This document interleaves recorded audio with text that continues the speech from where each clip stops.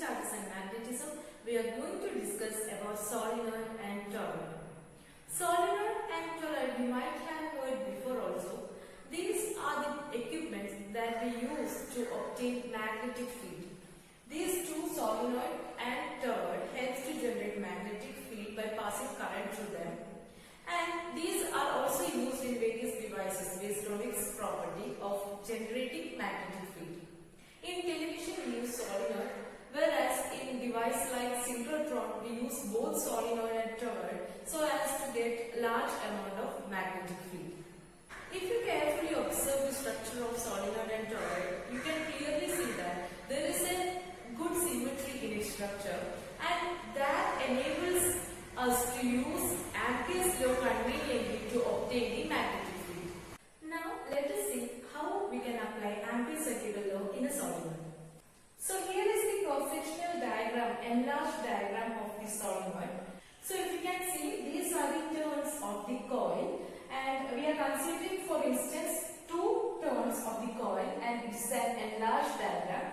And if you can observe, the magnetic field will be in this pattern. These lines represents the magnetic field going through this solenoid, within this solenoid. In previous classes you have already seen how the magnetic fields are produced in a solenoid. So at the ends you can see that the fields are in a circular pattern. So if you observe carefully, at the ends, that is at these ends, not inside the solenoid but at the edges of the solenoid, what we can see is, in the first turn, if we are having a magnetic field in this anti-clockwise way, then here the magnetic field is in upward direction. At the same time, in the very next turn, the magnetic field, which is again in anti-clockwise way, but here you can see that the nearby magnetic field lines are in opposite direction.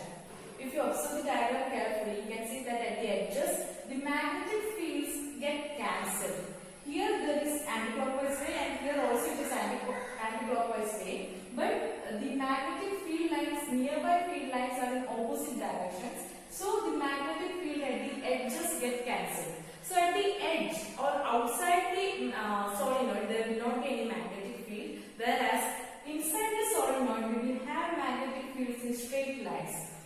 That we have already seen in our previous classes, and we have understood there that the magnetic fields produced in a solenoid behave like the magnetic field produced by a bar magnet. If you remember the previous classes you have learned, and if you redraw the same diagram and considering the magnetic field that is not cancelled, or the magnetic field which is inside the solenoid, if you redraw those magnetic fields, we get this kind of a structure.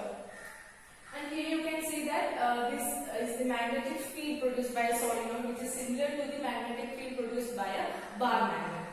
Now, for applying Ampere's circular law, we have to consider an Amperian loop. As we have already discussed in our law, whenever we are applying an Ampere's circular law, we have to consider an Amperian loop. And here, this rectangular shape ABCD is the Amperian loop that we consider. So within this Amperian loop, we are going to apply the Ampere's circular law, and we are going to obtain our magnetic field. Now, if you observe, you can see that field lines are going in straight line patterns within the solenoid. So there are four segments for our Amperian loop: AB, BC, CD and DA. These are the four segments of the Amperian loop that we are considering. And each segment is of length L. Now we are going to find the magnetic field due to each of these segments. So here, due to BC, along BC if you observe, there is no magnetic field. It is outside the field structure that we have considered. So along CD there is no magnetic field. Therefore, while applying Ampere's circular law, along CD segment we will not have any magnetic field. Therefore, along CD or BC, which is this segment, you can see that there is zero field. Now, considering AD and BC, you can see that our magnetic field is horizontal and our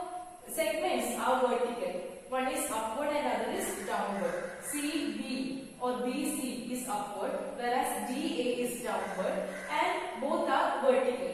But field lines are horizontal. Therefore, there is no vertical component for the magnetic field. Only horizontal components are there for the magnetic field. Therefore, along DA and CB also there is no magnetic field component. That is, along AD and BC, zero magnetic field component. So, along these three segments, we obtain magnetic field to be zero, and therefore these three segments have no contribution to the total magnetic field according to Ampere circular law. Now what remains is only along AB. Now let us see what we will obtain along AB. We know that AB segment is horizontal and also in the same direction of our magnetic field. So definitely we will obtain a magnetic field strength for AB segment. So we are going to apply an Ampere circular law along the segment AB only. And along AB, while applying Ampere circular law, we know the general expression is closed integral B dot dl is equal to mu naught I enclosed. And we have seen that the magnetic field and the length element, which is the segment AB, that is B dot dl becomes B integral dl cos 0, which is B integral dl. And while doing integral dl, that is the length, total length of the segment that we are considering, which is the segment AB, and we have already said that the length is considered as L. Thus, while doing this, the left hand side becomes BL, as we have already done in our previous examples. Here also, the left hand side, while doing this integration, gives BL. So, apply Ampere circular law, here left hand side becomes BL. Now, coming to right hand side, mu naught I enclosed. So, mu naught I enclosed, when we are considering, we have to know what is I enclosed. We know that I enclosed is the current within the loop that we consider. So, to get I enclosed, what we are doing is, current through one turn is considered as I. That is, imagine this rod to be the solenoid. So, to get the solenoid, what we have to do is, we wind the conducting wire around a non-conducting circular rod to get a solenoid. So, consider this to be a solenoid and the black lines represents the turns. So, if current through one turn is taken as I, then total current will be I into total number of turns. That is what here it is written. I enclosed is written as I into total number of turns along the Ampere loop that we are considering, that is along the segment AB. Now what will be the total number of turns along AB? For that we are introducing a new term which is small n, that is the number of turns per unit length. Here small n represents number of turns per unit length. That is, in 1 centimeter, for instance, if you are considering 1 centimeter is having n turns, then total number of turns along L length is small n into L. I hope you are understanding the idea. That is, along unit length, the number of turns is small n. Then along L, the number of turns will be n into capital L. That is what we have written here. Thus, the total number of turns can be written as small n, which is the number of turns per unit length, into length of the Ampere loop that we are considering. Thus, the I enclosed within this segment becomes I into NL. Now our right hand will become mu naught I enclosed, which will become mu naught into INL. And in the left hand side, we are having B into L. So applying that and rearranging the terms, we get total magnetic field along AB to be B equal to mu naught INL divided by L, which can be written as mu naught Ni. Cancelling the terms, we get the expression to be B is equal to mu naught Ni. Thus, by applying Ampere circular law, we get the total magnetic field due to a solenoid to be B is equal to mu naught Ni. Now, similarly, we are going to check what will be the total magnetic field due to a toroid. Now, we are going to discuss the magnetic field produced due to a toroid according to Ampere circular law. So, I hope you remember the structure of a toroid.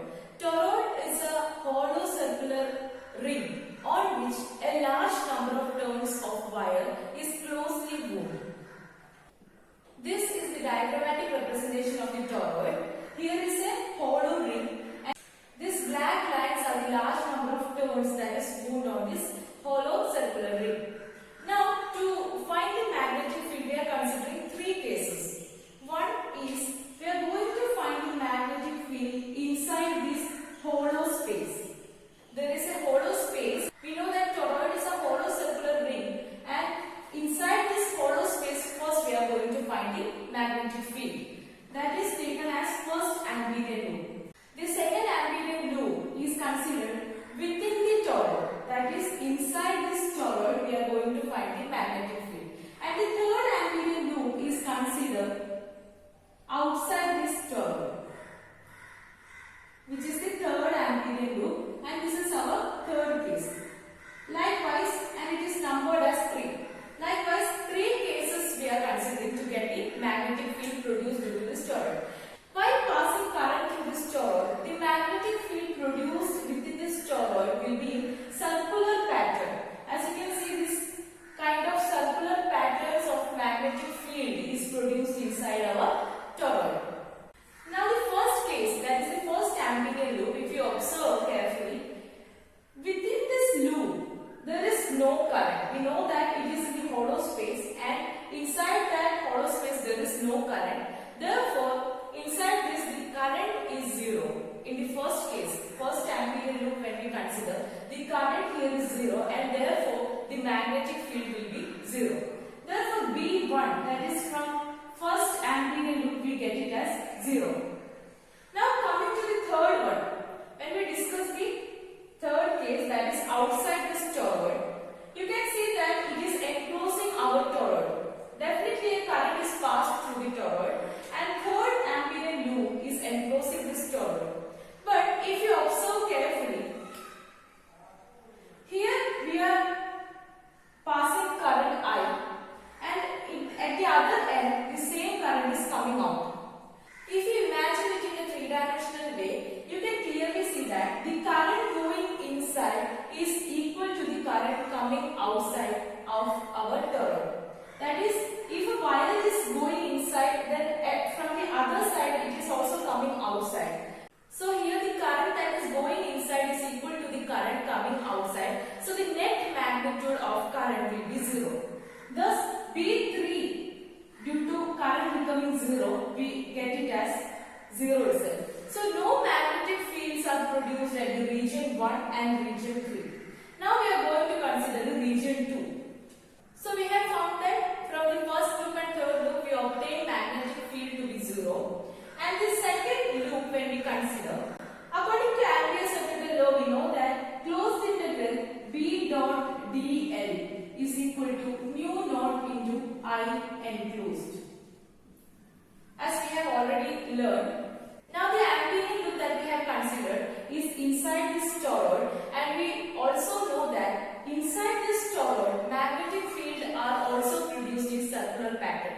Therefore, definitely the angle between the length element and the magnetic field is 0, which makes integral B dot dl to be integral B dl cos 0, which is B dl itself, because cos 0 is 1, and in the right hand side we have mu naught I enclosed.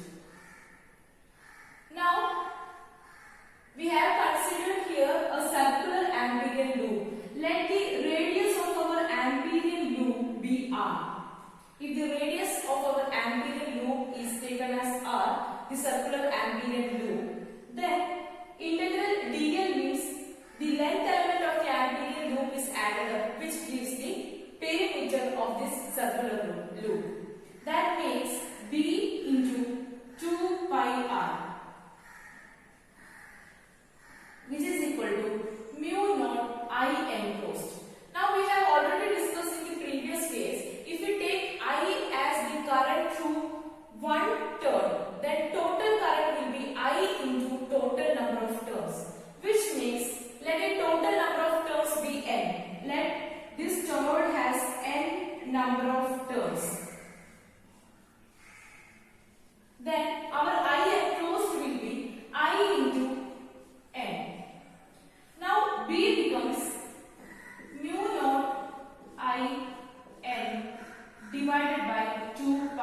R. Now total number of turns divided by total length of our Ampere loop gives the number of turns per unit length, which we already have taken as small n. That makes mu naught I into small n. Here total number of turns divided by total length is taken as number of turns per unit length, which is represented as small n, and thus we obtain the magnetic field due to a toroid to be mu naught I n, or which can be written as mu naught n I. Just before this discussion we have seen that from a solenoid also we obtain the same magnetic field. So the magnetic field due to a solenoid is same as the magnetic field due to a toroid.